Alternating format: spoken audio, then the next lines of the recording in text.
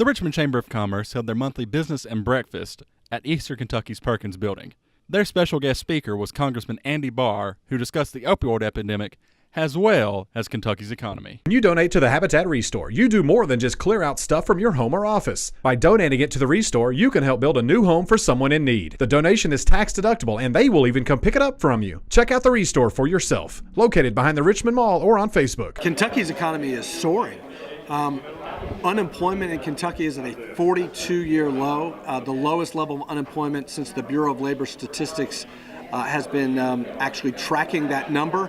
And it's a result of the shift in policies in Washington, the tax cuts, the deregulation, reforms to increase Kentuckians' access to financial services.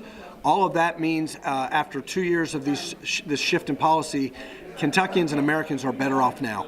Congressman Barr also spoke to us about the opioid epidemic in Kentucky. We appreciate the fact that we called on the president to help address this epidemic. 115 Americans dying of opioid overdose every single day in this country. Kentucky suffers from the third highest drug overdose mortality rate in the country. And so we appreciated the fact that the president last fall declared a national public health emergency, and Congress has responded with the 21st Century Cures Act, over $21 million to Kentucky to fight and combat the opioid epidemic through treatment, more law enforcement resources. I offered an amendment that passed to increase funding for the high-intensity drug trafficking area program, increase that funding by $26 million. Madison County is a HIDTA designated county. That means more federal law enforcement resources to partner with the local police, the local sheriff's office to keep these poisons out. We're increasing border security because the Customs and Border Protection Agency says that 80% of the heroin that comes into our country comes across the southwest border. We're keeping these poisons out. The Interdict Act giving Border Patrol more resources to stop fentanyl from coming into the country.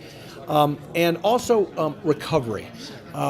We invited Secretary Ben Carson to come to Kentucky to look at our programs that are working, transitional housing programs, and we responded with legislation that passed the House in a bipartisan way, the THRIVE Act, Transitional Housing for Recovery in Viable Environments Act.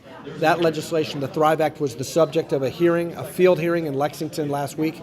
We passed that bill out of the House. That will provide housing choice vouchers for people who are struggling with addiction, to get job training, to get recovery services, and a stable and safe, structured place to live for a period of time while they complete their recovery and get back into long-term sustainable employment as well. For more stories like these, go to WBONTV.com. I'm Lance Gaither.